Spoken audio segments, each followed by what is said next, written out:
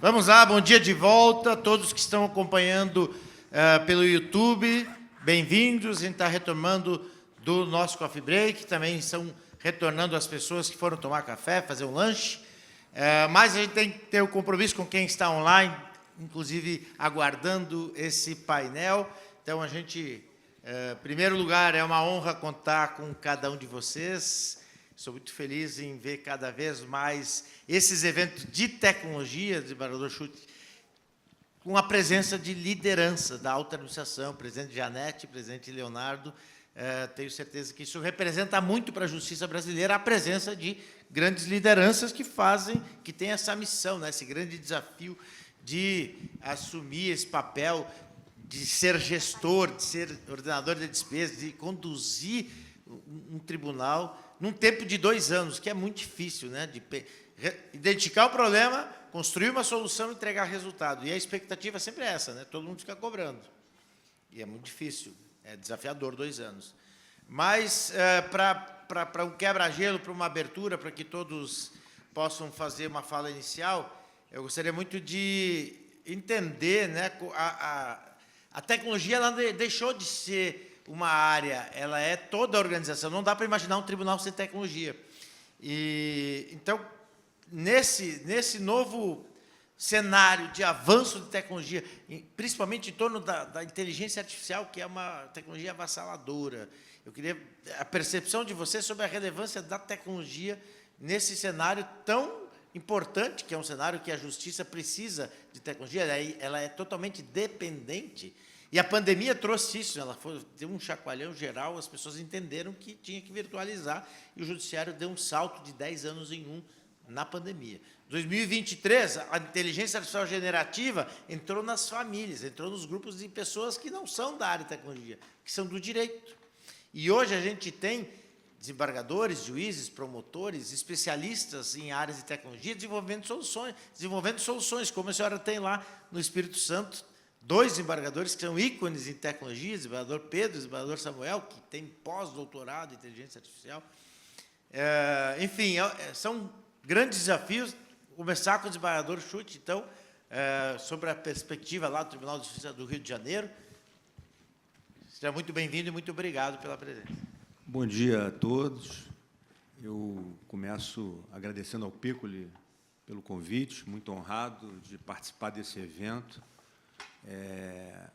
que eu acho que está abrindo, pelo menos no meu caso, a mente para coisas novas, para inovações, enfim. Queria cumprimentar os presidentes dos tribunais de Roraima e do Espírito Santo, estados irmãos, e dizer que estamos juntos nessa caminhada. E, por falar em caminho, Piccoli, o escritor Tiago de Mello, ele dizia o seguinte: não há caminho novo. O que há de novo é o jeito de caminhar. Ele dizia isso num dos seus poemas mais cativantes para mim, né?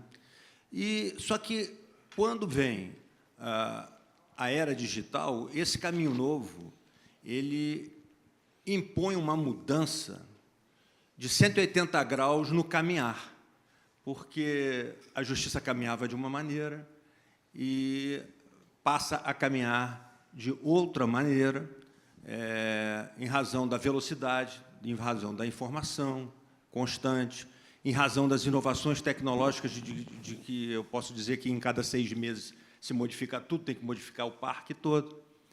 Então, o que eu vejo é que o Rio de Janeiro, em 5 anos, produziu, nos últimos 5 anos, uma verdadeira revolução na forma de caminhar, na forma de julgar. Veja que nós temos hoje setor dedicado a projetos futuros no tribunal. Temos a CGDAI, que trabalha com números, fornecendo todo um ambiente de gestão. Temos a própria CGTEC criando, e todos conhecem o Assis, está aí o nosso querido Daniel, que vai falar sobre esse tema. E temos mais ou menos 7 a 8 projetos de IA em andamento que certamente levarão a Justiça do Rio de Janeiro a um outro patamar, né? Isso tudo é fruto de um trabalho dos últimos 5 anos, em que eu pude, à frente dos comitês de gestão de governança de tecnologia e de segurança, poder aprender e contribuir para que a justiça seja mais célere. Eu tenho algumas preocupações, eu vou deixar para o final, porque nessa temática de IA eu sou muito mais ouvinte do que palestrante. Então, eu gostaria de agradecer mais uma vez o convite e estou à disposição para qualquer debate. Muito obrigado, desembargador Schutte, do Tribunal de Justiça do Rio de Janeiro, desembargadora Janete, presidente do Tribunal de Justiça do Espírito Santo, que recém começou, né, a sua gestão, mas recém começou e já está indo, né, porque chega rápido, termina muito brevemente. Eu sempre fico tratando desse tema de evidenciar que não dá para resolver todos os problemas, precisa ter prioridades e a tecnologia é um elemento fundamental para a sua gestão, né? Realmente, Piccolo, o tempo ele passa muito rápido, né? Mas eu quero agradecer o convite e dizer que a Arimateia foi o nosso secretário de tecnologia lá no Espírito Santo até bem pouco tempo e sabe da nossa travessia, né? Que não foi fácil. O Tribunal de Justiça, há apenas 2, 3 anos, saiu do processo físico para o processo eletrônico. Foi uma longa e dolorosa travessia, mas estamos avançando, são vários projetos. Como você disse, é uma caminhada que tem que ter força, né, coragem, determinação, mas eu tenho certeza que o Tribunal de Justiça do Espírito Santo está caminhando a passos largos para conseguir sair daquele processo mais demorado para um processo efetivamente eletrônico, um processo que atenda ao seu usuário. O cidadão tem pressa, né? Ele não tem mais 5 anos para esperar uma decisão, que era o tempo médio para uma decisão em primeiro grau. O cidadão começa também a ficar impaciente e buscar outros meios de resolução de conflitos, como plataformas digitais, até a questão da arbitragem, né? É um momento que a gente vive de alta pressão, principalmente agora com a tecnologia. E a inteligência artificial agêntica, ela vai fazer essa virada acontecer muito rápido. Eu sou muito otimista em relação à tecnologia e é o momento que a gente vive. Esse cenário de estoque de processos de alto volume vai ter uma... Aliás, eu falei processo eletrônico, processo tecnológico. Tecnológico. Só acertando. Desembargador Leonardo, presidente do Tribunal de Justiça de Roraima, a sua percepção sobre a tecnologia, a inteligência artificial, e como está essa caminhada, o senhor já está quase, né, entregando vários projetos, mas esse ano já é o último ano. O ano passado foi o primeiro, esse ano já é o último, é uma coisa que passa voando, né? Bom dia a todas e a todos. Antes de mais nada, cumprimentando aqui os demais aqui que estão ao nosso lado, nossa eminente e querida doutora Janete Vargas Simões, nossa querida amiga, que está aqui presente, o eminente e querido conterrâneo, doutor desembargador Marcos André Schutte, desembargador presidente do Comitê de Governança de Tecnologia de Informação e Comunicação do TJ do Rio de Janeiro, nosso estado querido, evidentemente homenageando o nosso querido amigo doutor Ademir Piccolo, CEO fundador da JX, que está, mais uma vez, num evento fantástico, que este que nós estamos realizando. Eu não posso deixar de cumprimentar, que nos recebeu aqui com toda a fidalguia, o eminente presidente do Tribunal Regional do Trabalho da 2ª Região, desembargador Valdir Florindo, e também nosso querido amigo, presidente do Egrégio Tribunal de Justiça Militar do Estado de São Paulo, desembargador Silvio Hiroshi Oyama, que não está aqui presente, mas, enfim, deixa aqui registrada a nossa homenagem. E também nossos assessores, doutor Israel Delacroix e doutor Sandro Barbato. Estão aqui sempre ao nosso lado, nos auxiliando. Falar um pouco de tecnologia, mas eu gostaria de enfocar um tema que eu acabei de fazer, tenho costume de fazer palestras, e no Brasil e no exterior, até a convite do eminente e querido doutor Ademir Piccoli, que eu fiz há pouco tempo lá na Faculdade de Direito da Universidade de Lisboa. E falava sobre um tema, sobre que, respondendo à sua pergunta, pudesse me dar a oportunidade um pouco, não serei breve, sobre os crimes cibernéticos e justiça estadual a partir da leitura do sistema jurídico comunicante, que é uma teoria pela qual eu tenho estudado há mais de 20 anos, sobre teoria geral do direito, e que tenho evoluído, inclusive, na área, em várias áreas do direito, aplicando essa teoria, e eu gostaria de falar um pouco sobre ela. Gostaria, se pudesse me aproximar, a linha do púlpito, e que está fazendo uma pequena exposição sobre isso, e respondendo especificamente com relação ao Estado de Roraima, no Brasil, e o Estado de Roraima com relação ao uso da tecnologia, porque o tema central é exatamente a tecnologia nos tribunais dos estados, da federação. Isso na justiça, tanto federal como a justiça estadual, mas mais em particular, a justiça estadual. Então, a partir disso, eu queirei falar sobre isso. Então, temos aqui uma parte epistemológica e uma parte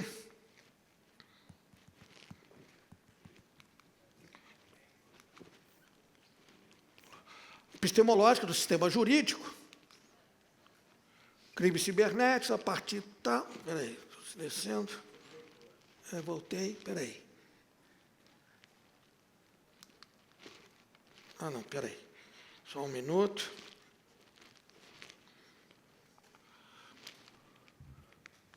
Ué, saiu?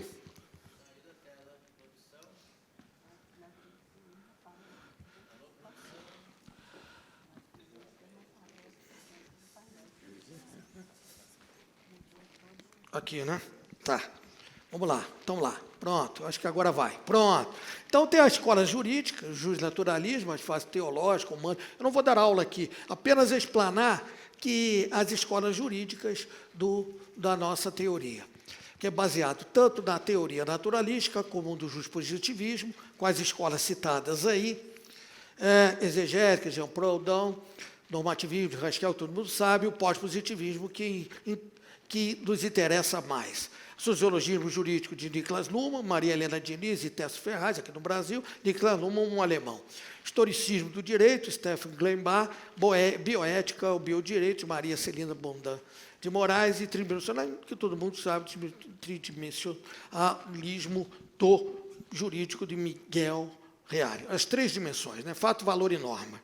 Então, a partir dessa formação do direito, que eu acredito que seja a formação da história do direito, da teoria geral do direito, é que podemos pensar desde o passado até o presente.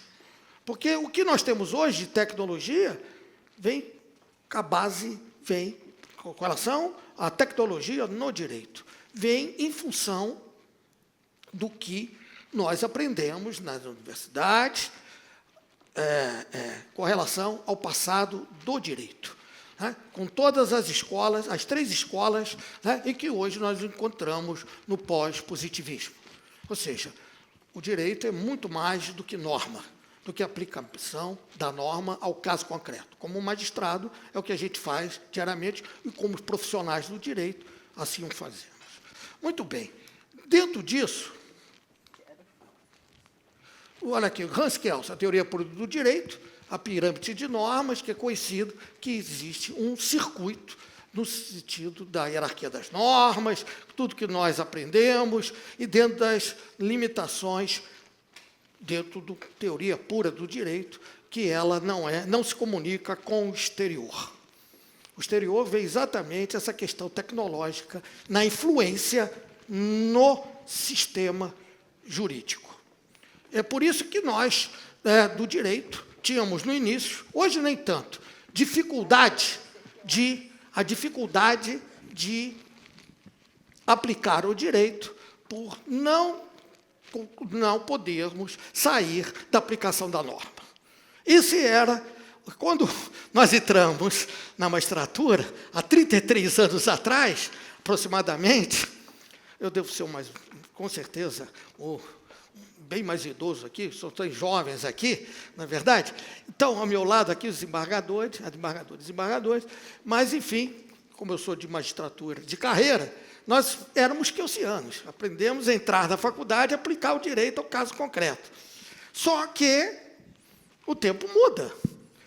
O direito não é estático, ele é dinâmico. Então, novos valores, novos costumes, e aí, baseado nessa teoria, nesse pensamento, é que nós, então, evoluímos como aplicadores do direito. E hoje nós temos que ficar conectados com a evolução do direito, em todos os sentidos, inclusive com a tecnologia, os fatos que ocorrem. Muito bem. Então, o sistema jurídico, como diz Miguel Reale, fato, valor e norma, sistema jurídico aberto e dinâmico, em constante diálogo. É a conhecida tridimensionalidade do direito e as dimensões, elas se conectando. Fato, valor e norma. E aí já foi mudando, já foi criando uma nova abertura em razão desse pós-positivismo.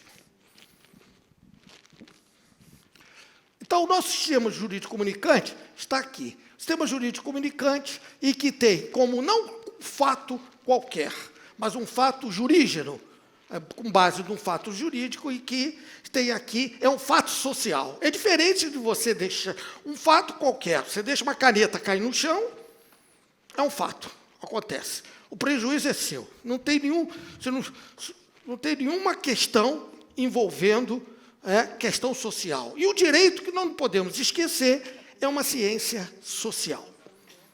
É uma ciência em que se trabalha com a consciência ética coletiva que nós vamos ver. Então, fato jurídico, os valores, os princípios, os valores atuais são muito diferentes dos valores que, quando eu estava na faculdade, só tínhamos a máquina de escrever, somente a máquina de escrever, e nem tinha, poucos tinham a máquina de escrever elétrica. Quando eu fui fazer júri, eu tinha uma máquina de escrever que era elétrica, que eu tinha que sair correndo atrás. Mas, meu Deus, onde é que está?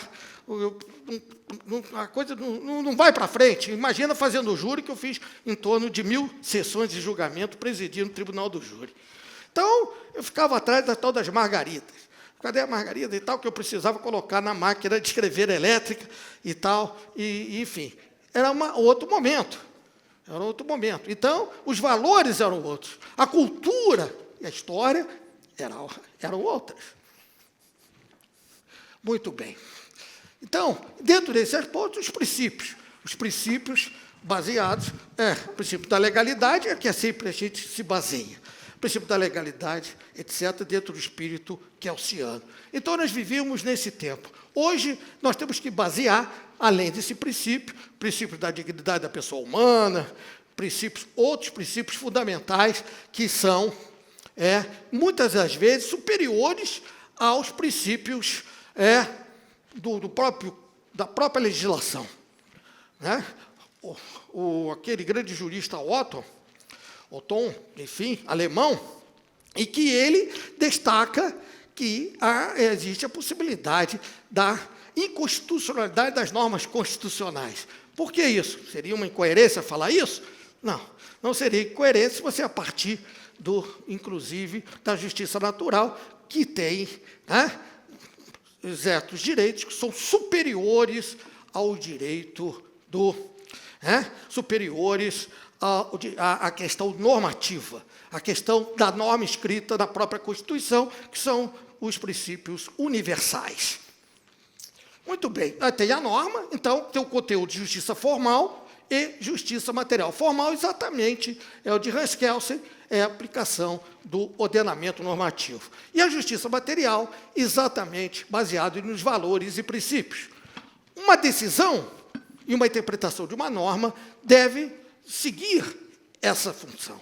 Há não só a norma em sentido ordenamento normativo, e também a questão de justiça material. Ou seja, o direito no sentido normativo e no direito em termos de justiça material. Então, fato, valor e norma. Antes disso, nós temos que ver, da própria formação da norma, a política pública de implementação, que é exatamente que o legislador ele tem a finalidade de captar o que é a consciência ética coletiva, que desses subsistemas do direito são interligados, esses subsistemas. E a política pública de formação. É exatamente aquele momento em que a política entra no sistema. Porque, como se sabe, é o Poder Legislativo que define os seus projetos de lei. Esses projetos de lei têm que captar os valores fundamentais da sociedade, os princípios fundamentais, para que possa, então, ser escrita a norma. Então, a norma é mais um subsistema desse direito que eu acredito que é do século XXI. E, muito bem, a implementação de políticas públicas é o que nós, os juízes, os secretários, os ministros de Estado, os secretários dos Estados-membros da Federação, aqui nós temos um sistema federativo, e aplica a norma ao caso concreto, mas tudo com a finalidade única, atender o bem comum. E todas elas, esses subsistemas interligados pela consciência ética coletiva, como eu falei, que é a consciência social. E por isso esses subsistemas são interligados. Temos, então, o atendimento do bem comum. E o Estado Democrático de Direito é o baricentro, que trata-se aqui não de um triângulo equilátero, como de Raskelsky, mas um triângulo retângulo de Pitágoras, que tem essa conotação geométrica. Então, fora disso, quer dizer, o Estado Democrático de Direito não é só o Estado de Direito, que o Estado de Direito é a norma, a aplicação da norma. Estado Democrático de Direito, estamos aí a justiça material, porque a democracia é exatamente a vontade da consciência ética coletiva. Muito bem, e tem, fora desse sistema, tem o ilícito, né, que seria o sistema binário, aquilo que nós não podemos seguir, que nós vamos falar sobre os crimes, que é exatamente que é o sistema binário, o que está fora do sistema jurídico comunicante. Mas, antes de falar isso, é importante salientar que o fato, então, começa com o fato jurídico e o fato jurídico. Ou seja, existe esse segmento, essa trajetória do acontecimento que não tem, que nos trata de questão social, tem o fato jurídico, que é exatamente a presença da importância daquele fato perante a sociedade, e depois, então, o fato jurídico é quando já existe a norma e que ela é aplicada ao caso concreto. Aí vem a interação entre direito e consciência ética coletiva, a importância da cultura e dos valores humanos na formulação das normas. Essa é fundamental. E que poderia observar o seguinte, agora falar um pouco sobre o sistema de Niklas Luhmann, que os sistemas sociais como sistemas comunicativos autopoéticos. Quem estudou a teoria sistêmica de Niklas Luhmann, ele é fechado. Né? Estou falando que o fechamento público diz que quando ele estava já nos últimos dias de vida, ele já estava tentando abrir o universo dele, né, dentro da filosofia dele, para os outros sistemas. Mas nós seguimos aquele sentido input e output, ou seja, entra a comunicação, seja a política, que é fora, a política pura, seja a questão da economia, a questão familiar, a questão da religião, tudo isso vem de uma forma input e output, no sentido que o sistema ele vai se refazendo. Autopoese de Niklas Luhmann. É esse o pensamento. Ele reconstrói. Muito bem. Então, tem diferença de sistema e ambiente. Sistema jurídico, normativamente fechado, cognitivamente aberto. Importância da autoobservação para a adaptação e evolução do direito. E essa adaptação e evolução do direito que nós estamos aqui para falar. Exatamente sobre a tecnologia, que é um ambiente novo. Um ambiente novo que o direito está cada vez mais se aperfeiçoando. Tem, como já foi falado aqui, grandes magistrados que estão se aperfeiçoando, dia após dia, para exatamente esse ambiente externo poder adentrar no mundo do direito, no mundo jurídico, para ele poder fazer, porque o importante para o magistrado e para os profissionais do direito, hoje em dia não é apenas aplicar a lei, é que aquela lei seja, a aplicação da lei, e que a decisão seja justa, não só materialmente, mas também formalmente. Quando une os dois, materialmente e formalmente, como eu acabei de dizer, forma-se, então, a justiça real. A justiça real. Esse é o ideal. Mas, às vezes, tem que, como magistrado, nós magistrados, como nós sabemos, às vezes não temos que aplicar só a justiça formal. Em outras situações, de acordo com o caso concreto, nós aplicamos a justiça material. E aí que eu acho que entra a tecnologia. Exatamente isso. E hoje, é isso que usa o novo e a tecnologia.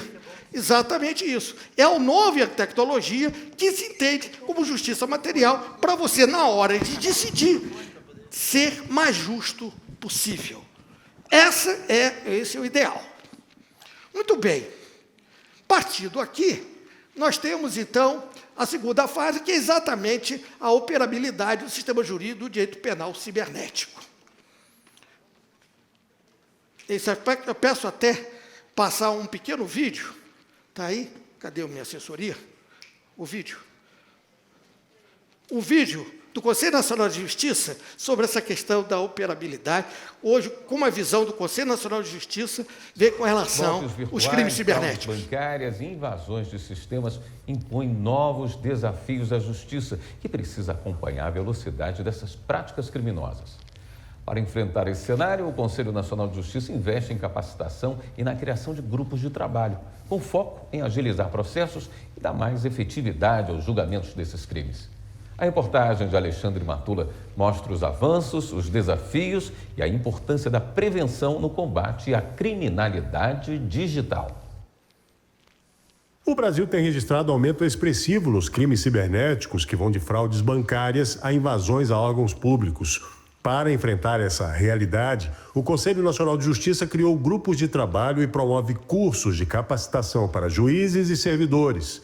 A meta é acelerar processos e garantir maior efetividade no julgamento desses crimes digitais. O Conselho Nacional de Justiça, ele tem estado muito atento a todos os fatores que interferem em crimes digitais. Recentemente, nós aprovamos uma resolução que se relaciona com a inteligência artificial, onde nós tentamos regulamentar o uso dessa ferramenta pelo Poder Judiciário, mas há uma constante ação do Conselho Nacional de Justiça, especialmente no combate a crimes cibernéticos contra o Poder Judiciário.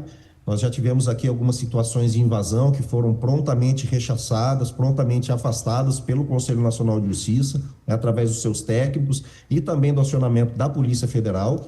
De modo que esse que é um tema bastante espinhoso, porque os crimes cibernéticos, normalmente o que se busca é com que não se alcance os seus autores. Apesar dos esforços, especialistas ressaltam que a justiça ainda enfrenta dificuldades diante da rapidez com que novas modalidades de golpes surgem.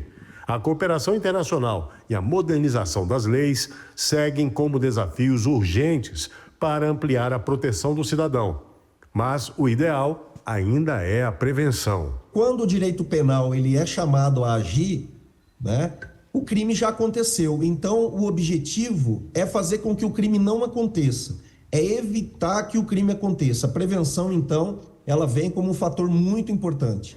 E nesse campo em específico, que para todos nós, absolutamente todos nós, é tudo muito novo e a tecnologia está sempre à frente de nós, a prevenção é se dotar de mecanismos também tecnológicos e de segurança digital para fazer com que não haja prejuízo às pessoas, por exemplo, no mau tratamento dos seus dados.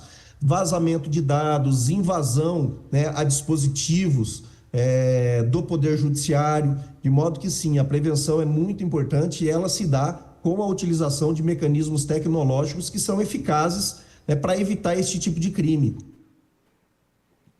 Então, basicamente... Quanto mais você praticar tai chi na cadeira... Muito bem. Basicamente, então, nós temos aqui esse mundo novo, que é um ambiente da tecnologia, que é a inteligência artificial, e que a justiça cada vez se prepara melhor para poder, no caso dos crimes, de forma preventiva. E isso é fundamental para que a justiça material, ou seja, a justiça real, ou seja, somando a justiça material com a justiça formal. Então, esse é o pensamento. Então, o surgimento da internet, tem o Leonardo Kleinrock, tem apenas aqui a parte histórica, expansão e regulamentação da internet ao longo dos anos, necessidade de regulação para a proteção de direitos.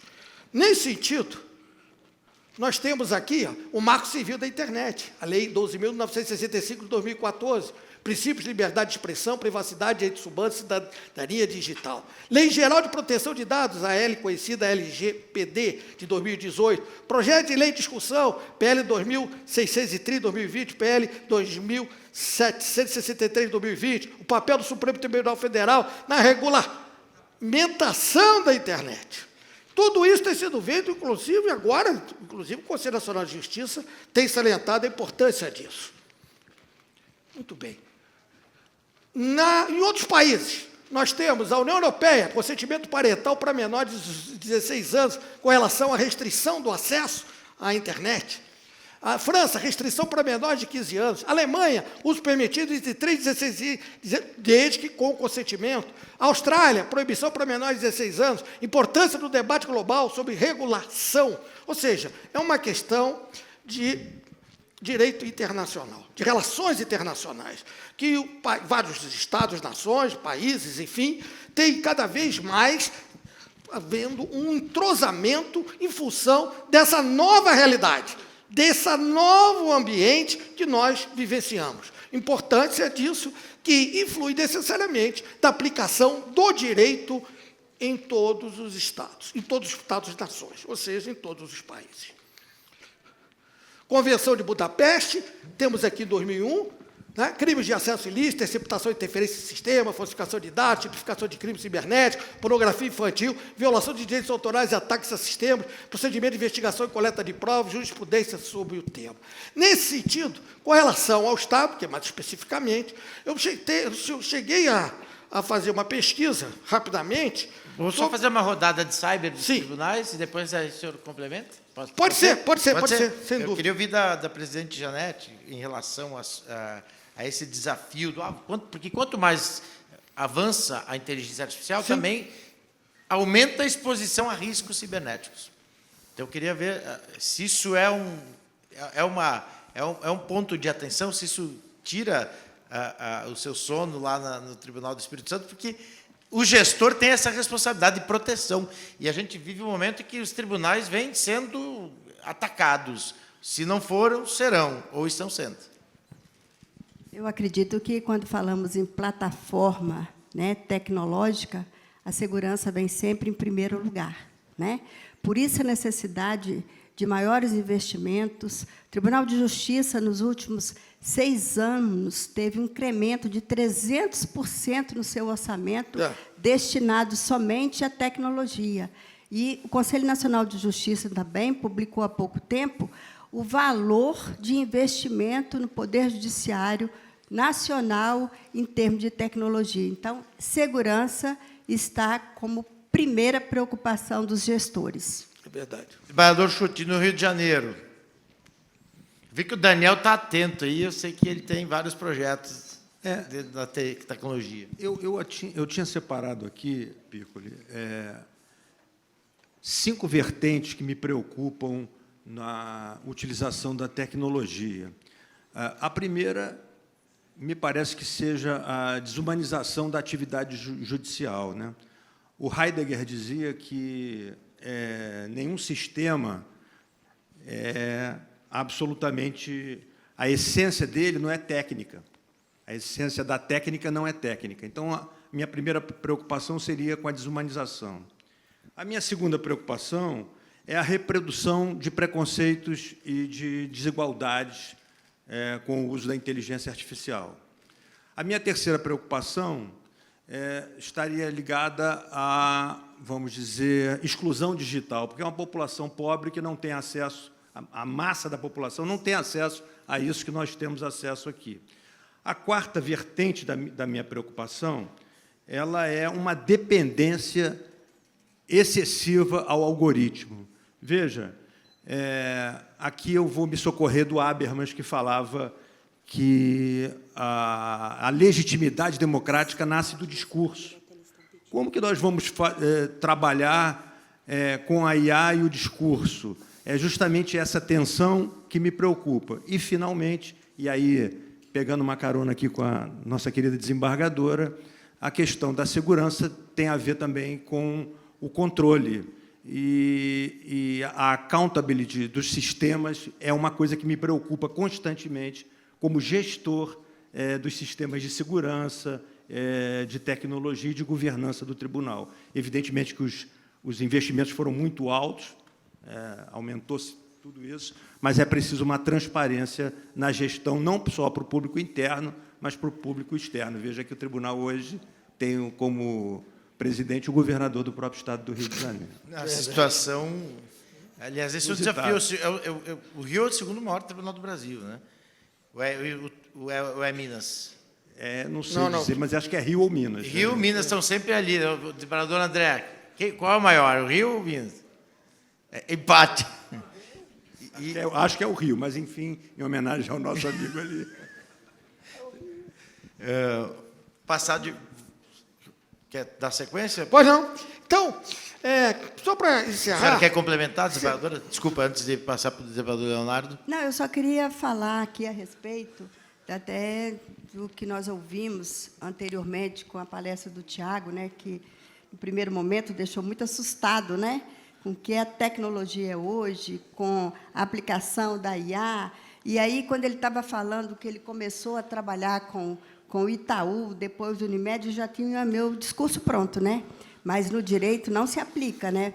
Porque nós dependemos do legislador. Nós aplicamos aquilo que o legislador efetivamente projetou e trouxe para o mundo jurídico. E depois eu fiquei muito feliz quando ele afirmou que nós podemos aprender ainda, nós temos um longo caminho para aprendermos as novas tecnologias. É sobre isso, está só no começo, né? O Piccoli, o que me trouxe mais preocupação foi a palestra do Schuller. Eu sou aluno dele lá no Fronteiras do Pensamento, mas quando ele disse ontem aqui, eu tremi ali na cadeira, quando ele disse qual é a sociedade que nós queremos. Será que a sociedade que nós queremos é essa sociedade igualitária proposta pelo algoritmo? Isso eu estou pensando até agora. Eu queria ter conversado com ele. Ele é muito crítico, né? Mas é um crítico... É uma das pessoas, uma das mentes mais brilhantes. Aliás, parabéns por ter convidado o Fernando Schuller. Eu adorei a palestra dele. Que bom. E as suas dores, como presidente do Tribunal de Roraima? Isso que eu ia falar agora. O que tira seu sono, presidente Leonardo? Eu não assisti a palestra do eminente palestrante de ontem, mas a preocupação é a questão que eu vou falar agora, sobre a questão ética na tecnologia. Então, nós estávamos aqui sobre a convenção, mas já vou chegar lá, exatamente a nossa preocupação, que tem muito a ver com isso que nós temos. Né, como presidente de tribunal, também, como todos nós, que aplicadores profissionais do direito, a questão da ética. Ética no uso da tecnologia. Então, vamos lá. Necessidade máxima de efetividade da aplicação da norma, princípios fundamentais e proporcionalidade, a garantia dos direitos fundamentais, isso é fundamental. O risco da obsolescência normativa no contexto cibernético. Esse é o ponto que eu gostaria de falar. Amanhã a tecnologia já não vai ser a mesma. Há um ano atrás, eu poderia imaginar que eu ia usar a inteligência artificial como eu uso hoje. Você escolher qual é a plataforma de inteligência artificial, etc. Você tem alguma situação para resolver, eu estou com um problema. Você pergunta lá, que ele vai te dar, pelo menos, o caminho a ser seguido. Em situação, a própria inteligência formula perguntas e que leva você a pensar sobre a situação que você tem. Isso é fantástico. Então, nós temos que ter cuidado com relação a isso no que tange a ser na aplicação do direito. Porque a aplicação do direito, o que busca a sociedade? Exatamente a justiça. E a justiça é atender a paz social. A finalidade do aplicador do direito é buscar a paz social. Então, a inteligência artificial tem que ser usada para atender esse espírito da lei, espírito de Eloá. Ou seja, tem que observar do que é o interesse público. Que nós somos agentes públicos. E, sendo agentes públicos, nós temos que defender a ética, antes de mais nada. A ética do uso de qualquer instrumento que venha, de alguma maneira, nos auxiliar a fazer justiça. A palavra é nos auxiliar, porque inteligência artificial é um instrumento, mas é usar para as pessoas, os seres humanos. E é isso, a questão da ética é fundamental. Então, é nisso e tudo, por isso que nós temos sempre ter normas que venham aprimorar e que venham se adequar àquela realidade que está naquele momento. Porque a realidade é muito rápida e a legislação tem que acompanhar. Nem sempre acompanha e, por isso, o risco da obsolescência normativa. Deixa eu fazer uma rodada sobre ética agora. Sobre. Queria ouvir o desembargador Schultz exatamente sobre isso, porque é um ponto que vai dar mais confiança para as pessoas utilizarem efetivamente a inteligência artificial, né? Ou ficarem com aquele medo, porque tem uma pauta aí, o Schiller também trouxe essa questão dos riscos, dos vieses do algoritmo. Será que são do algoritmo? Será que são das pessoas? Piccoli, assim, bom, ética é um capítulo que daria para falar 1 hora, 2 horas aqui, e é incansável. Eu, que gosto de filosofia, ia ficar aqui conversando a manhã inteira. Mas eu não tenho dúvida nenhuma que o futuro da justiça é tecnológico, nós não temos como fugir disso. E eu até escrevi um texto sobre esse tipo de comportamento futuro da justiça, mas o que eu acho que é o grande desafio nosso hoje é preservar, quer dizer, já que a justiça vai ser tecnológica, é preservar aquilo que não pode ser suprimido, quer dizer, a prudência do ser humano, a sensibilidade moral do julgador, né, quando vai atuar, principalmente diante do outro, porque nós estamos julgando um outro ser humano. Então, preservar essa responsabilidade moral e a prudência no julgamento, esse eu acho que é o grande desafio do futuro do século XXI. Né? Desembargadora Janete. Eu acho que o nosso painel está encerrando, né? E acho que é a última oportunidade de dizer, né? Então, falar em ética, em tecnologia, é falar que nós temos, sim, que modernizar, mas sem desumanizar. É uma grande preocupação perder esse tempo, perder esse sentimento, perder a noção exata que, no julgamento de vidas, de questões sociais, você pode utilizar e deve utilizar, sim, toda a plataforma tecnológica, todas as mudanças, mas não perder a sua sensibilidade como julgador e como sistema de justiça. Preservar a humanidade, né? A ferramenta ela deve potencializar a capacidade do ser humano, mas tem um limite, e o limite passa por essas questões éticas, que eu acho que são os pontos ainda que geram muita preocupação pelas lideranças do judiciário. Desembargador Leonardo, para a gente fechar. Pois é. Então, minutinho. Dentro dessa visão ética, e que falaram muito bem, todos aqui que se manifestaram, é que essa nossa preocupação, seja como gestor, seja como desembargador, como estudioso do direito, como aplicador da norma, dentro desse contexto, é que o direito ele tem um propósito, né? Que é atender, como eu falei, o bem comum. E, dentro disso, temos aqui os crimes de Convenção de Budapeste, eu não vou tocar nesse assunto, mas observando como os crimes têm aumentado de forma gritante, de forma muito rápida. Da mesma maneira que os crimes, a legislação tem que ser observada, os crimes novos têm aparecido, seja aqui, seja na Europa, nos Estados Unidos, cada um com a sua evolução na área de inteligência, e que nós temos que ficar atentos. E nós, julgadores, temos que ficar atentos com relação à aplicação, como bem foi falado aqui, a questão da humanização. Tem que ficar, de um lado, a inteligência artificial, um instrumento fundamental que não tem volta. É sempre assistido, só vai para frente, só vai evoluindo essa parte tecnológica, e com muita rapidez. E, ao mesmo tempo, a humanização e da defesa de um ponto fundamental, que é o baricentro do direito, que é o núcleo desse nosso sistema jurídico comunicante, que é a dignidade da pessoa humana. Humana. É por isso que eu digo, no final,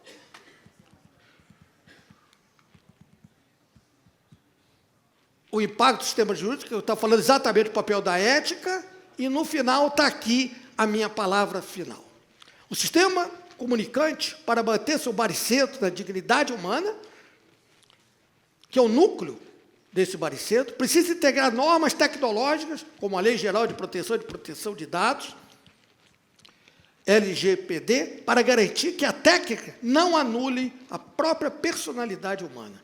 Ou seja, o núcleo, que é a dignidade, com relação ao núcleo da personalidade humana, é exatamente a sua dignidade, e que é no interior do baricentro do direito, que é o nosso sistema democrático de direito que nós conhecemos. Então, é essa que, em poucas palavras, eu gostaria de fazer. E agradecer mais uma vez ao Piccoli, enfim, os organizadores, aos colegas aqui presentes e todas aqui as pessoas que se encontram. Muito obrigado pela oportunidade.